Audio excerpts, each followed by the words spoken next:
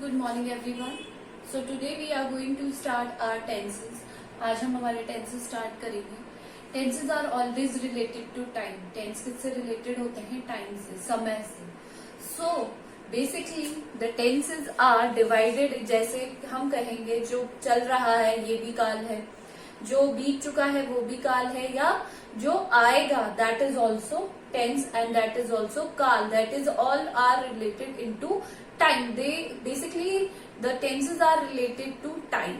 The tenses are divided into three parts. Tenses are divided into three parts. First is present tense, second is past tense and third is future tense. वर्तमान काल, भूतकाल जो बीत चुका है और भविष्य काल मतलब आने वाला काल. Each tense is divided into four parts. Her tense के कितने चार पार्ट्स होते हैं? For example present, indefinite, present, continuous. Third हो गया आपका प्रेजेंट, परफेक्ट, कंटिन्यूअस और फोर्थ प्रेजेंट परफेक्ट हो गया और लास्ट हो गया आपका प्रेजेंट परफेक्ट कंटिन्यूअस. इसी तरीके से ये कैरी फॉरवर्ड हो जाते हैं. पास्ट में प्रेजेंट की जगह पास्ट इंडेफिनिट हो जाएगा, पास्ट इंडेफिनिट. प्रेजेंट कंटिन्यूअस की जगह क्या हो जाएगा? Past continuous. Present perfect continuous की जगह क्या हो जाएगा? पास्ट परफेक्ट कंटिन्यूअस और past perfect continuous.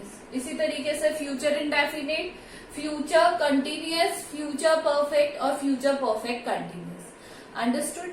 Now today we will start with present tense. अब हम किससे स्टार्ट करेंगे? प्रेजेंट टेंस से. किससे स्टार्ट करेंगे? प्रेजेंट टेंस से. सबसे पहले अगर हम बात करें प्रेजेंट टेंस की, तो प्रेजेंट टेंस में सबसे पहला होता है प्रेजेंट इंडेफिनिट. अगर हम बात करें या फिर इसे जनरल क्या कहा जाता है? सिंपल इंडेफिनिट भी कहा जाता है. क्या कहा जाता है इसे? सिंपल इंडेफिनिट टेंस भी कहा जाता है. इसकी पहचान ये होती है कि इनके जो वर्ड्स होते हैं उनके लास्ट में क्या लगा होता है. जैसे राम खाना खाता है या सीता काम करती है, करता है, करती है, करते हैं. ये सारे किसकी पहचान होती है? प्रेजेंट इंडेफिनिट की पहचान होती है. अब जनरली हम किसका यूज करते हैं? सबसे पहले कोई भी सेंटेंस डिवाइडेड होता है चार पार्ट्स में. किसमें होता है? एक तो बनता है एफर्मेटिव यानी पॉजिटिव सेंटेंस, जिसको आप क्या कहते हो? Positive sentence. इसके बाद होता है negative.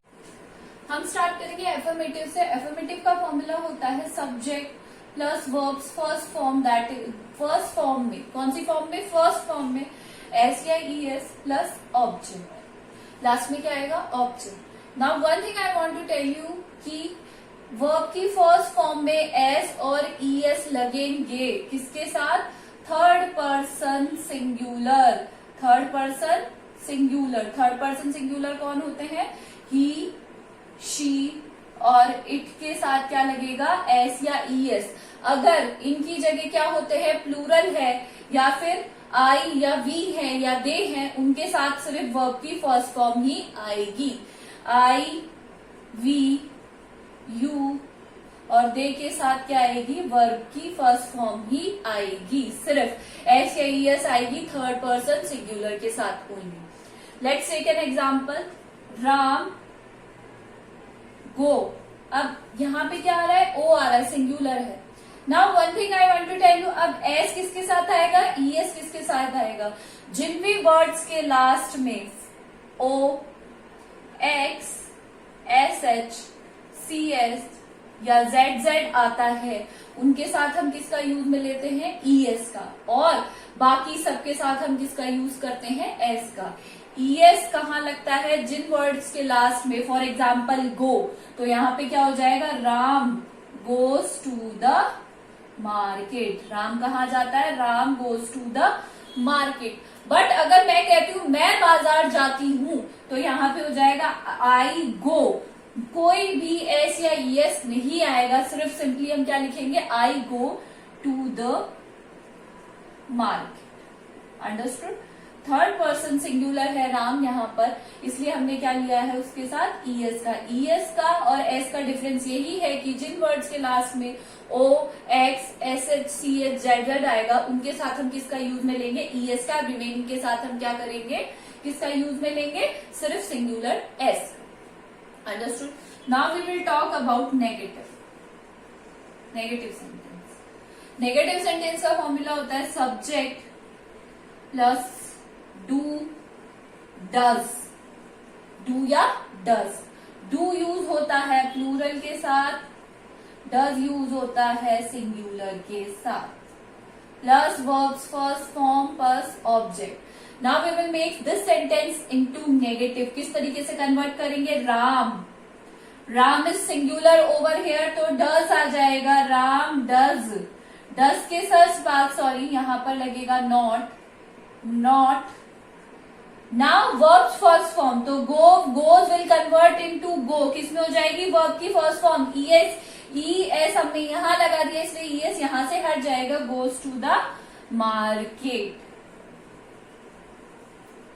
Ram does not go to the market. Understood.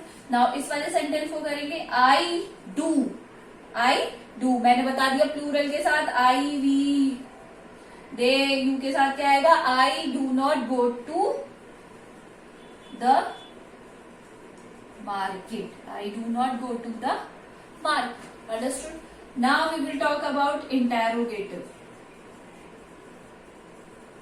Interrogative में जनरली क्या होता है, इंटेरोगेटिव बनते हैं दो तरीके से, एक तो बनते हैं WH वर्ड से, एक बनते हैं हेल्पिंग वर्ब से। हम बनाएंगे हेल्पिंग वर्ब से, तो हेल्पिंग वर्ब क्या है यहाँ पे, डू या डज। जो डू या डज कहाँ आ जाएगी, सब्जेक्ट की जगह, कहाँ आ जाएगी, सब्जेक्ट की जगह। देन उसके जस्ट बाद हम रिप्लेस करेंगे subject, then verb first form, then object and last में क्या आ जाएगा, क्वेश्चन मार्क। क्या हो जाएगा, सबसे पहले हम कहाँ हेल्पिंग वर्ब को आगे ले आएंगे, then subject, then verb first form, then object. तो यहां पे हो जाएगा जैसे इस वाले सेंटेंस को करेंगे हम कन्वर्ट, तो डज राम क्या आ जाएगा, सब्जेक्ट आ गया, डज आ गया, राम आ गया, और वर्ब क्या है, गो, ऑब्जेक्ट क्या है, to the market. Does Ram go to the market, और क्या आ जाएगा यहाँ पे, question mark. Next do, do बाद I do not, do I go to the market, do I go to the market. Understood. Now एक सेंटेंस और होता है इंटेरोगेटिव नेगेटिव। इंटेरोगेटिव नेगेटिव में इसी में समझा देती हूँ आपको। यहाँ पे डू और डज के बाद सब्जेक्ट आने के बाद क्या लग जाता है, नॉट लग जाता है, सिंपल सा। अब जैसे डज राम और उसके बाद क्या आ जाएगा, not go to the market, does Ram not to the go to the market, do I not go to the market. Understood. So these are the 4 types के मैंने आपको बता दिया, affirmative, now negative, interrogative and interrogative. This is what we have to do in simple indefinite tense. यही पहचान होती है। I am giving you some sentences, you have to do that in your copy. Now there are certain जो rules हैं जहां पर हमें simple indefinite tense ही यूज करना होता है। ये वो चीजें हैं या वो सिचुएशंस हैं जहां पर हमें सिर्फ सिंपल इंडेफिनिट टेंस ही यूज करना होता है। सबसे पहला है एक्सप्रेसेस हैबिचुअल एक्शन, जो हमारे हैबिट में आ जाती है, उन वो सारे habitual action that comes under simple indefinite tense या present indefinite tense. For example देखिए, I go for walk every day, I go for walk every day. तो I go for walk every day, इसका मतलब ये कि it is my habitual action की that I am going to I always go to the walk, मैं हमेशा walk के लिए जाता हूँ। That's why we have used in this in present indefinite tense. Now the next is expresses a general truth, जो एक general सच्चाई है जिसे हम कभी चेंज नहीं कर सकते। Let's see an example, the sun rises in the east, the sun rises in the east। We can not change this general truth. ये एक जनरल सच्चाई है कि वो हमेशा कहां से होगा, ना तो ये प्रेजेंट में होगा ना पास्ट में होगा कभी। It always comes under general truth and it always be said in the present indefinite tense. Now the next tense is expresses an event taking place in the present, जो अभी हो रहा है। जैसे कोई आपके सामने क्या चल रहा है, कोई शो चल रहा है एंड आप कहते हैं example, here comes the hero. मान लीजिए आपके सामने मूवी चल रही है, एक इवेंट मूवी चल रही है एंड यू सेड नाउ अब कौन आने वाला, हीरो आने वाला। तो हम कैसे कहेंगे इसको, here comes the hero with exclamation mark, with exclamation, right? So it is an event taking place in the present, जो present में हो रहा है। Next is expresses a situation that is permanent, कोई ऐसी situation जो हमेशा permanent होती है। For example, Delhi stands on the bank of Yamuna, यानी जो यमुना नदी है उसके किनारे पे कौन बसा हुआ है, दिल्ली। सो ये एक ऐसी सिचुएशन है, या परमानेंट है, इसे हम कभी चेंज नहीं कर सकते हैं। That why it always come under a situation that is permanent and it always comes under simple indefinite tense.